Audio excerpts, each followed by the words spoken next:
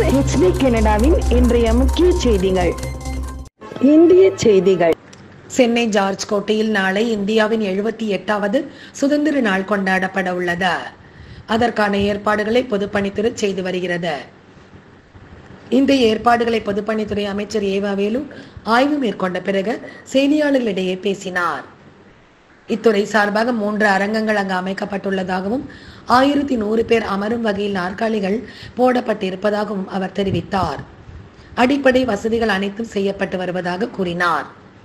நிகழ்ச்சியின் போது முதலமைச்சர் மு.க.ஸ்டாலின் அவர்கள் உரை நிகழ்த்த இருப்பதாகவும் அவர் தெரிவித்தார்.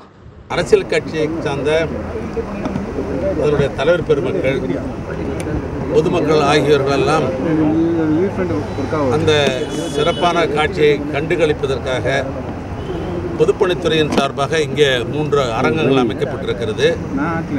மையப்பகுதியில் இருக்கிற அரங்கம் 284 பேர் இருக்கை போடப்பட்டிருக்கிறது. நான் நின்று பேசிக் கொண்டிருக்கிற இந்த 3வது அரங்கம் 532 பேர் இருக்கை போடப்பட்டிருக்கிறது. முதல் அரங்கம் 270 பேர் போடப்பட்டிருக்கிறது. ஏறத்தாழ 1100 பேர் ஒரே நேரத்தில் உட்கார்ந்து அமர்ந்து இந்த சுதந்திர தின காட்சியை கண்டு களிப்பதற்கு ஏற்பாடு செய்திருக்கிறோம். மத்திய சென்னை நாடாளுமன்ற உறுப்பினர் தொகுதிக்கு உட்பட்ட பகுதிகளில் சுமார் 2.23 கோடி மதிப்பீட்டில் பல நலத்திட்ட பணிகளுக்கான தொடக்க பணிகளை மத்திய சென்னை நாடாளுமன்ற உறுப்பினர் தயாநிதி மாறன் அடிக்கல் நாட்டி தொடங்கி வைத்தார். சென்னை 1000 விளக்கு சட்டமன்ற தொகுதிக்கு உட்பட்ட நுங்கம்பாக்கம் லேக் ஏரியா பகுதியில் உள்ள விளையாட்டு மைதானத்தில் மத்திய சென்னை நாடாளுமன்ற உறுப்பினர் தொகுதி மேம்பாட்டு நிதியிலிருந்து சுமார் 1 கோடி ரூபாய் மதிப்பில் புதிதாக கட்டப்பட்டிருக்கும் இறகுப்பந்து உள் விளையாட்டு அரங்கத்திற்கான தொடக்க பணிகளை அடிக்கல் நாட்டி தொடங்கி வைத்தார். ரூபாய்க்கான பல் மருத்துவமனைக்கான வசதி பொருட்களை நாங்கள் அங்கே கொடுத்தோம். அதே போல் தொடர்ந்து மத்திய சென்னை மக்களுக்கு எங்களால் முடிந்ததை நாங்கள் எல்லாரும்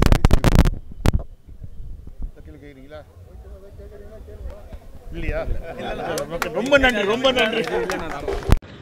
ஆளுநர் நடுநிலையாக இருக்க வேண்டும், கட்சிக்காரர் போல் நடந்து கொள்ளக்கூடாது. கனிமொழி கருணாநிதி MP பேச்சு. சென்னை நுங்கம்பாக்கத்தில் உள்ள லயோலா கல்லூரியில் MBA படிப்பில் பட்டம் பெற்ற 10 திருநங்கைகள் உட்பட 18 பேருக்கு அவர் சிறப்பு விருந்தினராக கலந்து கொண்டு பட்டங்களை வழங்கினார். பின்னர் அவர் பேசுகிற போது திருநங்கைகளுக்கு தலைவர் கலைஞர் தான் ரேஷன் கார்டு உள்ளிட்ட அனைத்து விஷயங்களையும் செய்து கொடுத்தார் என்று கூறினார்.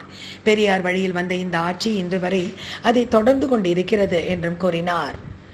முதலமைச்சர் மு.க.ஸ்டாலின் அவர்கள் அண்மையில் திருநங்கைகள் பட்டப்படிப்பு படிப்பதற்கு தடை வந்துவிடக் கூடாது என்பதற்காக அவர்களுக்கான படிப்பு மற்றும் தங்கும் விடுதி செலவை அரசே ஏற்றுக்கொள்ளும் என்று அறிவித்துள்ளார் என்பதையும் அவர் குறிப்பிட்டு பேசினார். பின்னர் ஆளுநர் நடுநிலையாக இருக்க வேண்டும், கட்சிக்காரர் போல் நடந்து கொள்ளக்கூடாது என்பதையும் அவர் பேசினார். பெருசாவே மதிக்க மாட்டேங்கிறீங்க அப்படின்வாங்க. அப்பொழுதுதான் எனக்கு ஒரு முக்கியமான விஷயம் புரிஞ்சுது. I was born a woman and I grew up to be a woman, but they have struggled, fought and sacrificed so much to become a woman or a man. அதனால நம்ம அத்தனை பேரையும் விட அதை கொண்டாடக்கூடிய தகுதி, உரிமை அவர்களுக்கு இன்னும் அதிகமாக இருக்கிறது என்பதை நாம் ஏற்றுக்கொள்ள வேண்டும். ஒரு காலகட்டத்தில் transgenders were not part of society, they were not even recognized. ஒரு பாஸ்போர்ட் வாங்கணும்னா வாங்க முடியாது, கல்லூரியில் சேரணும்னா சேர முடியாது. ஆல் இந்தியா சீட்ஸ் of doctor B.R. Ambedkar association புதிதாக தொடங்கப்பட்டுள்ளது. இதன் நோக்கம் குறித்து அச்சங்கத்தின் தலைவர் வழக்கறிஞர் ராதாகிருஷ்ணன், செயலாளர் வழக்கறிஞர் டாக்டர் M.V. சதீஷ் ஆகியோர் சென்னை உயர்நீதிமன்ற வளாகத்தின் முன்பு செய்தியாளர்களை சந்தித்து பேசினர். அப்போது அவர்கள் இந்த சங்கம் முழுமையாக வழக்கறிஞர்களின் நலனுக்காகவும் நலிந்த வழக்கறிஞர்களுக்காகவும் மிகப்பெரிய அளவில் ஒத்துழைப்பை வழங்கும் என்று தெரிவித்தார். வழக்கறிஞர்கள் உரிமைகளுக்காக தொடர்ந்து போராடுவோம் என்றும் அவர் குறிப்பிட்டார்.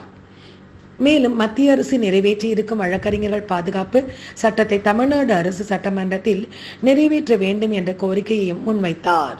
எங்களுக்கு 10 லட்ச ரூபா பார் கவுன்சில் இருக்கு. நாங்கள் இறந்தா கூட 10 லட்ச ரூபாய்க்கு குடும்பத்துக்கு போக போகுது. அதனால வந்து கேரண்டி வந்து அந்த பார் கவுன்சில் கூட அவருடைய தலைவர் அமல்ராஜை கூட கேரண்டி போட சொல்லுவோம், ஒன்றும் பிரச்சனை கிடையாது.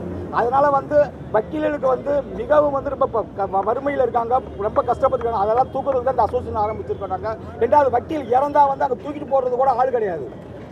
ஒரு வக்கீல் வந்து இறக்குற நாங்கள் நிறையா பார்த்துருக்கோம். பார்த்தா வக்கீல் அந்த வக்கீல் இறந்தாங்கன்னா எங்கள் அசோசியேஷன் பூரா மொத்தமாக போய் அந்த வக்கீலுக்கு உண்டான அந்த சாவுலேருந்து என்னென்ன பண்ணணுமோ அத்தனையும் நாங்கள் பண்ண ஈமிக்கடங்கு சங்கம் பண்ணுறதுக்கெல்லாம் எங்கள் வக்கீல் சங்கம் தயாராக இருக்கும். ஒரு கல்யாணத்துலையும் சரி சாவுலையும் சரி எங்கள் வக்கீல் சங்கம் எப்பயுமே உறுதுணையாக இருக்கும்.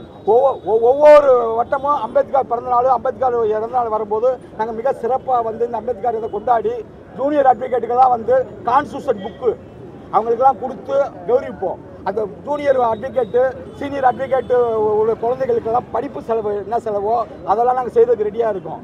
ரெண்டாவது வந்து அவங்க வந்து ஜட்ஜ் ஆகிறதுக்கு முதல்ல எங்கள் சங்கத்தில் உள்ள வழக்கறிஞர் அனைவரும் நீதிபதி ஆகிறதுக்கு உண்டான அகாடமியை ஒன்று ரெடி பண்ணி அவங்களுக்கு பயிற்சி கொடுத்து ஹைகோர்ட் ஜட்ஜோ சுப்ரீம் கோர்ட் ஜட்ஜ் முடிய ஆகிறதுக்கு நாங்கள் ரெடியாக இருக்கோம். இந்த மாதிரி வந்து பல கொள்கைகள் கோட்பாடுகளை நாங்கள் வைத்து இந்த சங்கத்தை ஆரம்பிச்சிருக்கோம். இந்த சங்கத்துக்கு வந்து எதிரானவங்க யாருமே கிடையாது. இந்த சங்கம் மிக வந்து முக்கியமான சங்கம். சதீஷ் அவர்கள் ஆரம்பிச்சிருக்காங்க, தலைவர் அவர்கள் தலைவரெல்லாம் சேர்ந்து எல்லாருமே ஆரம்பித்து இந்த சங்கத்தை மேலும் மேலும் நாங்கள் உயர்த்துவோம். இந்த சங்கத்தின் மூலமாக தமிழ்நாட்டில் உள்ள இந்தியாவில் உள்ள அத்தனை வழக்கறிஞர்கள் பயன்பட வேண்டும். நன்றி விடைபெறுகிறேன்.